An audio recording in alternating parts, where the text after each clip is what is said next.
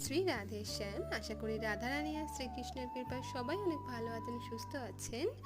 তো আজকে আমি আপনাদের সাথে শেয়ার করতে আসলাম যে আমার বাচ্চাদের জন্য রাস পূর্ণিমাতে আমি কি বানালাম আর কি ড্রেস ওদের পরাবো।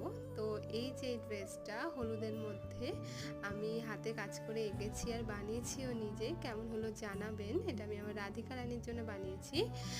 আর এই যে শাড়িটা, এই শাড়িটা আমি আমার কিশোরী রানীর জন্য বানিয়েছি, এখনও পুরোটা কমপ্লিট হয়নি। আপনাদের সাথে এই জন্য শেয়ার করছি যে এতটুকু বানিয়েই আমার মনে হলো যে অনেক সুন্দর হয়েছে, আর ওদের যখন পরাবো তখন আরও বেশি সুন্দর লাগবে।